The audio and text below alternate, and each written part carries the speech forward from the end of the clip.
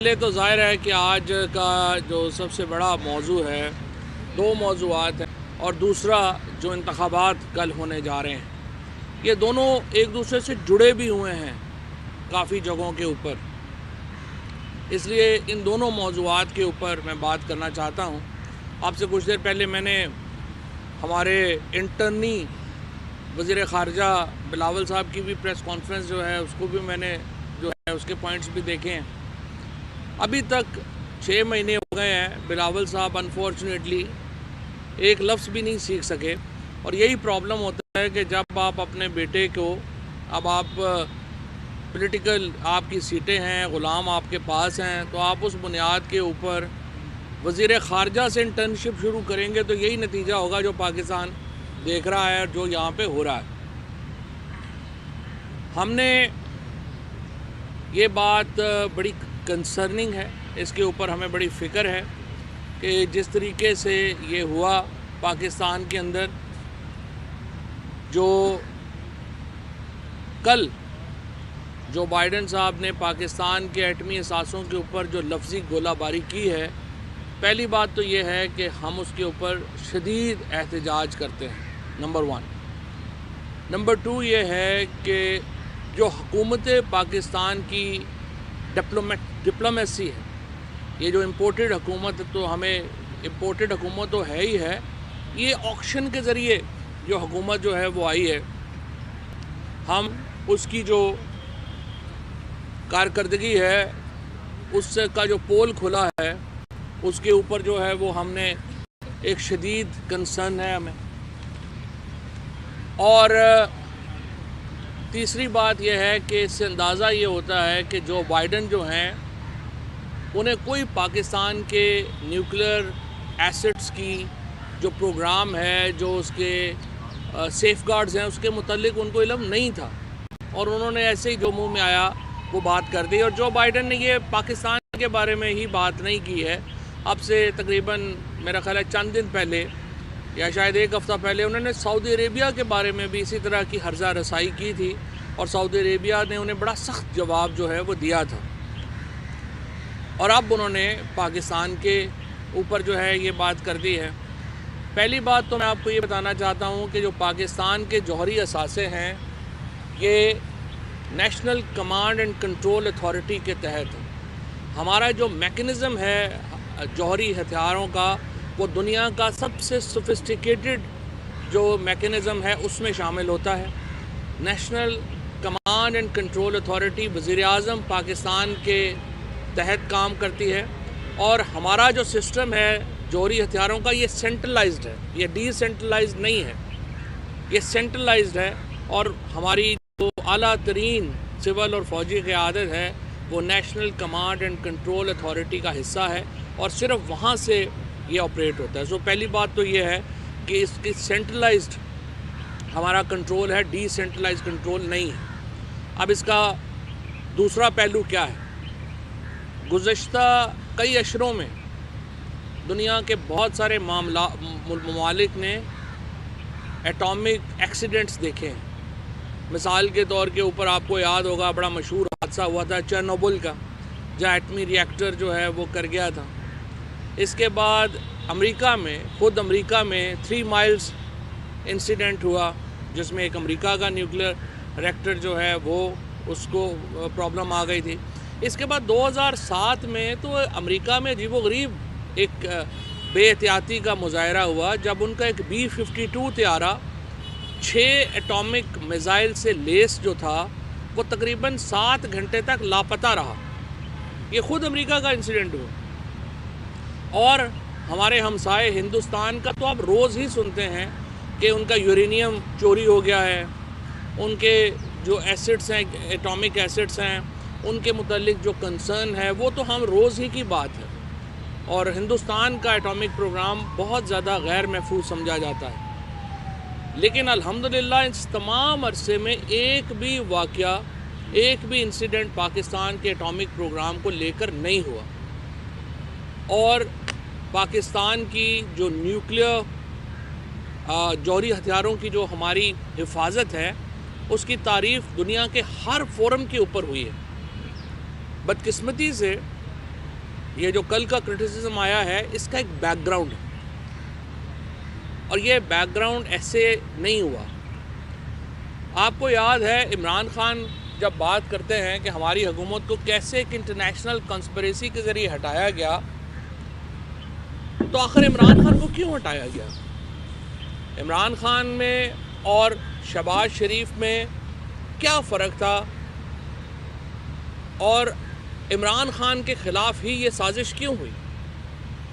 اس کا ایک ثبوت کل آپ کو بائیڈن کی سٹیٹمنٹ سے مل جاتا ہے، کیونکہ عمران خان کے ہوتے ہوئے امریکہ ہو کوئی بھی اور ملک ہو، اس کو پتہ ہے کہ پاکستان کے جوہری ہتھیاروں کی طرف، پاکستان کے اسٹریٹجک ایسٹس کی طرف کوئی آنکھ اٹھا کے نہیں دیکھ سکتا، جبکہ ان تمام لوگوں کے مفادات اتنے زیادہ جڑے ہوئے ہیں کہ ان کو بلیک میل کرنا آسان ہے، ان سے کام لینا آسان ہے۔ اور آپ نے دیکھا کہ گزشتہ جب سے یہ سٹیٹمنٹ آیا ہے، اگر آپ بیانات اٹھا کے دیکھیں تو آپ کو سوائے پی ٹی آئی کے لوگوں کے کوئی نظر ہی نہیں آ رہا کہ جو اس کو کنفرنٹ کرے۔ صبح سے اگر آپ دیکھیں، سب سے پہلے عمران خان نے اس کی جو ہے وہ مذمت کی، شہباز شریف صاحب تو بھی ہمیں انہیں ڈھونڈ رہے ہیں، وہ مل ہی نہیں رہے صبح سے کہ وہ ہے کدھر۔ اس کے بعد ڈاکٹر شیریں مزاری نے، اس کے بعد میں نے، اس کے بعد حماد اظہر صاحب نے، اس کے بعد اسد عمر صاحب نے، اس کے بعد پی ٹی آئی کی جو باقی ساری لیڈرشپ ہے، صرف اگر کوئی کنڈیمنیشن آئی ہے، مذمت آئی ہے اس بیان کی، تو صرف پی ٹی آئی کے لوگوں کی طرف سے آئی ہے، باقیوں کی طرف سے تو اس کی کنڈیمنیشن تک جو ہے وہ پراپرلی نہیں آئی۔ اور ابھی مریم نواز کی جو ٹویٹ آئی ہے، آپ اندازہ لگائیں کہ بیان بائیڈن نے دیا ہے، مریم نواز کنڈیم جو ہے وہ عمران خان کو کر رہی ہے۔ مریم نواز کا تو بس نہیں چل رہا کہ وہ ڈکلیئر کر دیں کہ جناب میں پاکستان میں امریکہ کی سفیر ہوں، اور اگر ڈیمارچ لینے جو ہمارے ڈیوڈ بلوم جو ہیں وہ مصروف ہیں، امریکن امبیسڈر جو یہاں پہ ہیں، تو وہ ان کا بس نہیں چل رہا کہ میں آ جاتی ہوں مجھے دے دیں، ایک ہی بات ہے۔ نہ ان لوگوں کا کوئی پاکستان کے بارے، جب آپ نے آکشن میں حکومت لی ہے، دیکھیں نا، یہ حکومت کو الیکٹ ہو کے تو نہیں آئی ہوئی، یہ حکومت کی کوئی لیجٹیمیسی تو نہیں ہے، یہ حکومت تو ایک آکشن کے ذریعے لی گئی ہے، اور اب اس آکشن کے پیسے پورے کیے جا رہے ہیں۔ لہٰذا یہ حکومت قطعی طور کے اوپر پاکستان کے جو مفادات ہیں ان کی حفاظت نہیں کر سکتی۔ ابھی بھی آپ نے دیکھا کہ پاکستان کے وزیر اعظم، وزیر خارجہ، یہ لوگ جب وہاں پہ گئے تو یہ صرف تصویریں بنوا کے خوش ہو گئے۔ شہباز شریف صاحب کو 1.5 گھنٹہ تقریباً یہ وہاں پہ لائن میں کھڑے ہو رہے کہ میں بائیڈن صاحب سے ہاتھ ملا لوں۔ جب آپ کا وزیر اعظم اتنا گھٹیا ہو، جب آپ کا وزیر اعظم کی اپروچ اتنی زیادہ سطحی ہو کہ میں نے جا کے تصویر کھنچوانی ہے اور اس کے لیے گھنٹہ لائن میں لگ جانا ہے، پھر کون ملک آپ کی عزت کرے گا؟ اور جو یہ بیان آیا ہے یہ اسی تناظر میں آیا ہے، کیونکہ ہماری جو لیڈرشپ ہے اس کی کوئی عزت نہیں ہے۔ لیکن میں امریکہ کو یہ بتانا چاہتا ہوں کہ ہماری لیڈرشپ کمزور ہے، ہمارے عوام کمزور نہیں ہے۔ ہمارے جو 22 کروڑ لوگوں کا یہ ملک ہے، اس کو کمزور نہ سمجھیں۔ آپ نے افغانستان میں ایک چھوٹی سی پاپولیشن تھی 2.5-3 کروڑ کی، آپ نے ان کے ساتھ 20 سال جو ہے آپ نے دنیا جہان کے وہاں پہ آپ نے بم مار لیے، کر لیے، آپ نے اپنا بیڑا غرق کیا۔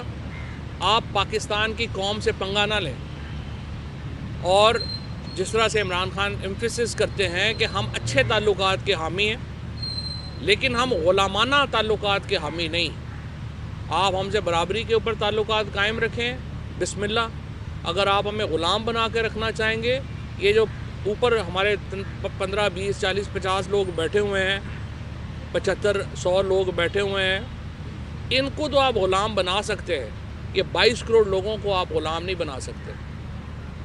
کل کا جو الیکشن ہے وہ بھی اسی تناظر کا فیصلہ ہے۔ عمران خان کل جو 7 نشستوں کے اوپر الیکشن لڑ رہے ہیں، اور 8ویں سیٹ کے اوپر ہمارے ملتان سے مہربانو قریشی الیکشن لڑ رہی ہیں، یہ الیکشن پی ٹی آئی کا الیکشن نہیں ہے، یہ پاکستان کی آزادی اور غلامی کا الیکشن ہے۔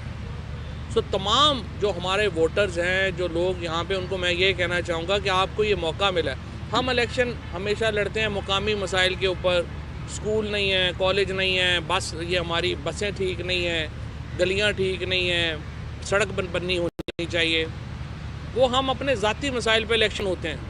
یہ الیکشن ہے جو پاکستان کے اوپر الیکشن ہو رہا ہے۔ آپ آزاد پاکستان کے حامی ہیں، آپ غلام پاکستان کے حامی ہیں۔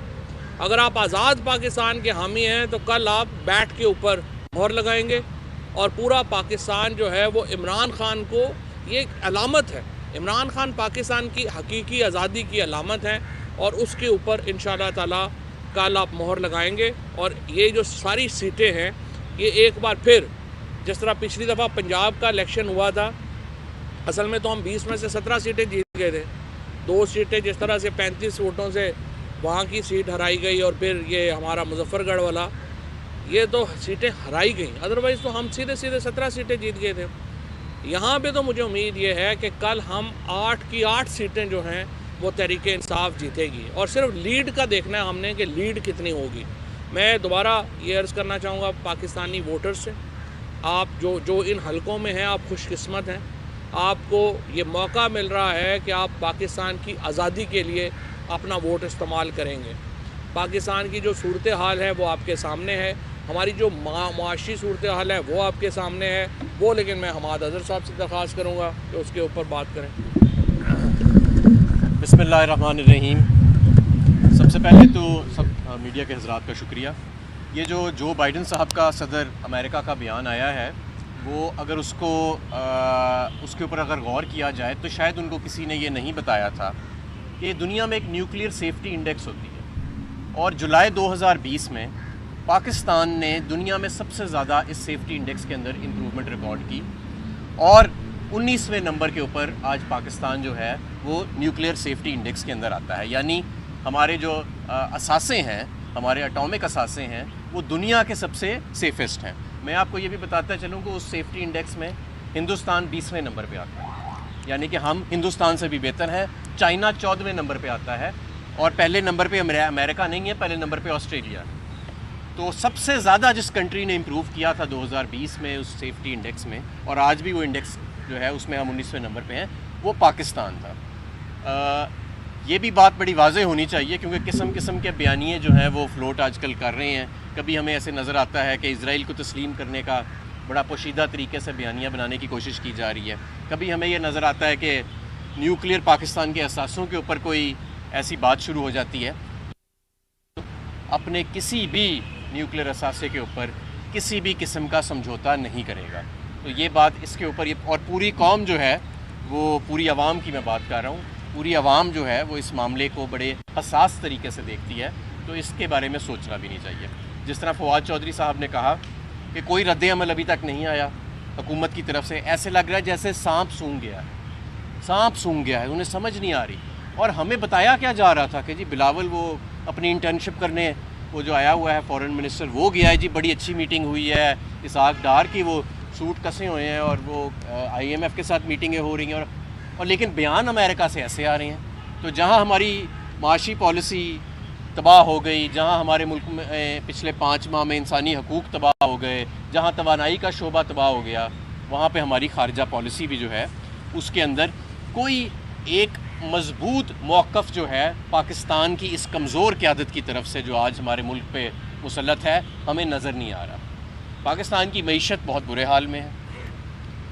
ڈالرز جو ایک ریٹ اناؤنس کیا جاتا ہے کہ آج یہ ایکسچینج ریٹ ہے، اور وہ ایکسچینج ریٹ اگر مارکیٹ ریٹ ہے تو اس پہ تو لاتعداد ڈالرز جو ہیں وہ اویلیبل ہونے چاہیے۔ کوئی بھی شخص یا کوئی بھی بینک جا کے جتنے مرضی ڈالر خرید بھی لے اس ریٹ پہ اور بیچ بھی دے، لیکن اسٹیٹ بینک پرائیویٹ بینکس کو اپنی امپورٹ کی ایلسیاں ریٹائر کرنے کے لیے کوئی نئے ڈالر اس ریٹ پہ نہیں دے رہا۔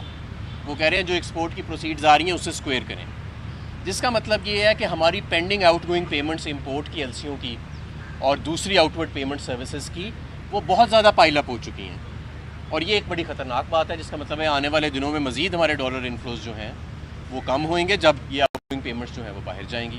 ہماری ایکسپورٹ پروسیڈز نیچے جا رہی ہیں، ہمارے جو بیرون ملک سے ہمارے پاکستانی ترسیلات بھیجتے ہیں وہ نیچے جا رہی ہیں، اور ہمارے ملک میں گروتھ ریٹ کی جو شرح ہے وہ 0% کے قریب پروجیکٹ کی جا رہی ہے۔ تو آپ اندازہ لگائیں، اور صنعت اب سب کو پتہ ہے کہ بند ہو رہی ہے، مہنگائی جو ہے وہ عروج پہ ہے. تو یہ پہلے مفتاح صاحب کا ایک وہ امچور سا اور ایک بچگانہ ایٹیٹیوڈ تھا جس نے معیشت کو تباہ کیا. اب یہ ڈار صاحب کا نمبروں کو اوپر نیچے کر کے زبردستی ایک دو چیزیں کر کے اکاؤنٹنٹ کی طرح اس کو ہینڈل کر کے، معیشت ایسے نہیں تھی. اس وقت پاکستان کو اس کی معاشی، سیاسی، اقتصادی پالیسی کے لیے، خارجہ پالیسی کے لیے ایک مضبوط لیڈر کی ضرورت ہے. ایک ایسے لیڈر کی ضرورت ہے جس کو پورے پاکستان کی حمایت ہو. ایک ایسے لیڈر کو ضرورت ہے جو چاروں صوبوں کا، 5 اکائیوں کا لیڈر ہو.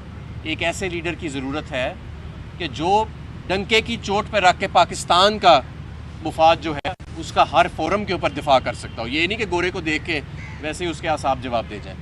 تو وہ لیڈر اس وقت عمران خان کی صورت میں پاکستان میں موجود بھی ہے. اور ہم یہ نہیں کہہ رہے کہ جس طرح آپ نے ان کو ایک سازش کے ذریعے مسلط کر دیا تھا آپ عمران خان کو مسلط کر لیں. ہم کہہ رہے ہیں عوام پہ چھوڑ دیا جائے. فریش مینڈیٹ لینے کا وقت آ چکا ہے. ملک ایک کرائسس میں داخل ہو چکا ہے، اور نہ تو سیاسی سٹیبلٹی نظر آ رہی ہے، نہ ہی اقتصادی سٹیبلٹی نظر آ رہی ہے، اور اب خارجہ پالیسی کے امور پہ بھی ہمیں ناکامیاں نظر آ رہی ہیں. تو بہتر ہوگا کہ جتنی جلدی ہو سکتا ہے ہمیں الیکشنز کی طرف لے کے جایا جائے تاکہ ایک مضبوط لیڈرشپ ملک میں آئے. جی، کل کے الیکشنز کے حوالے سے ہماری سکہ بند تیاریاں ہیں. 17 جولائی کو آپ نے دیکھا کہ جو نتیجہ آیا تھا اور پاکستان تحریک انصاف نے سویپ کیا، دھاندلی کے باوجود سویپ کیا. کل ہمارا مارجن آف وکٹری اور بھی زیادہ ہوگا انشاءاللہ تعالی. تمام ہمارے جو کارکن ہیں ان کی ڈیوٹیز لگا دی گئی ہیں، پولنگ کے اور بندوبست جو ہے پولنگ ایجنٹس کے. اور میں ایک اور بات بتا دوں، پریزائڈنگ آفیسرز جو کل کے ہیں وہ ایک بار آئین پاکستان پڑھ لیں. کسی قسم کی الیکٹورل پروسیس میں مداخلت 2 سال کی اس کی امپریزنمنٹ ہے، کسی بھی قسم کی مداخلت. اور یہ ہم انشور کریں گے کہ اگر کسی بھی قسم کی مداخلت کی گئی الیکٹورل پروسیس کے اندر یا کوئی ہیرا پھیری کی گئی تو جو متعلقہ سٹاف ہے اس کو ہم کٹہرے میں بھی کھڑا کریں گے اور جیل میں بھی لے کے جائیں گے. اچھا، فواد صاحب، لوگوں کی جو امیدیں ہیں وہ اس طرح ہیں کہ جو لانگ مارچ ہے اس کے متعلق جو ہے اب پبلک جو ہے وہ کنفیوز ہوتی نظر آ رہی ہے. ان کے اندر ابہام پیدا کیے جا رہے ہیں. آپ کی جو مخالف پارٹی ہیں وہ اس بات کی یقین دہانی انہیں کروا رہی ہیں کہ شاید لانگ مارچ نہیں ہوگا. اس کے متعلق بتائیے گا کہ پارٹی پالیسی اس وقت کیا ہے؟ دیکھیں، بات یہ ہے لانگ مارچ کی کنفیوژن انشاءاللہ تعالیٰ یہ کل الیکشن ہو جائے 2-3 دن میں مکمل دور کر دیں. پریزیڈنٹ بائیڈن کا جو بیان ہے، پریزیڈنٹ بائیڈن کی جو اسٹیٹمنٹ ہے اسے اگنور نہیں کیا جا سکتا. بڑی کیلکولیٹڈ اسٹیٹمنٹ ہے. پاکستان پر پچھلے 15 سال سے مختلف ٹیکٹس سے پریشر تھا اپنے نیوکس کو فریز کرنے کا. کیا آپ سمجھتے ہیں کہ پاکستان میں جو کمزور ترین گورنمنٹ ہے، امریکن ایک مرتبہ پھر یہ ٹیکٹس پلے کر رہے ہیں کہ پاکستان اپنے نیوکس کو فریز کرے اور اس ریجن میں کوئی بیلنس آف پاور چینج کرنے کے معاملے پہ امریکن؟ دیکھیں، بات یہ ہے کہ بائیڈن صاحب امریکہ میں بھی بڑے ان پاپولر ہیں. وہ اس طرح کے بیانات دے رہے ہیں ایک تو توجہ اٹھانے کے لیے، اور یہ ہمیشہ ان کی کوشش ہوتی ہے کہ باہر ہم کوئی اپنا معاملہ جو ہے وہ کر دیں.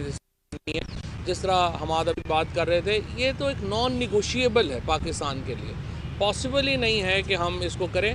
البتہ یہ ضرور فکر کی بات ہمیں اس لیے ہوئی ہے، جو آپ نے بھی سوال کیا ہے کہ یہ ہم پہ دباؤ ہے، یہ ہم پہ اس لیے بھی ہمیں زیادہ فکر ہے کہ یہ جو اسرائیل کے ساتھ رابطے بڑے ہیں، اور 1-2 جرنلسٹ جو ہیں وہ اسرائیل گئے، ان کو وہاں پہ بھیجا گیا، وہ واپس آئے ہیں، انہوں نے بڑی یہاں پہ کھل کھلا کے باتیں کی پاکستان میں یہ، اور اس کے ساتھ پھر یہ بیان آنا، اس سے یہ فکر ہوئی ہے. لیکن انشاءاللہ یہ حکومت یہ نہیں کر سکتی، ان کی کیپیسٹی نہیں ہے. ان کو یہ بیچارے باہر کھڑے ہو کے پہلے ہی برگر نہیں کھا سکتے، اب تو ان کے یہ اس طرح کی حرکت کر کے جائیں گے کہاں؟ صاحب آپ یہ بتائیے گا کہ وزیر اعظم پہ بار بار جو ذکر کر رہے ہیں کہ بھارت جب سنجیدہ تو مذاکرات کر لے، اس سے دونوں ملکوں کی غربت کم ہوگی، تو مذاکرات کرنے میں حرج کیا ہے؟ بار بار طریقے انصاف کو اس کی مخالفت رہی. دیکھیں، ہمیں اصل میں جو پرابلم ہے نا وہ یہ ہے کہ یہ جو موجودہ ہماری قیادت ہے یہ اتنی کمزور ہے، اور ان کے اثاثے سارے ملک سے باہر ہیں، اور یہ اتنی کمپرومائزڈ ہے کہ ان حساس معاملات کے اوپر ان لوگوں کو، جن کو عوام کی حمایت بھی حاصل نہیں ہے، جو منتخب بھی نہیں ہے. آپ دیکھیں نا، شہباز شریف صاحب کے پاس تو صرف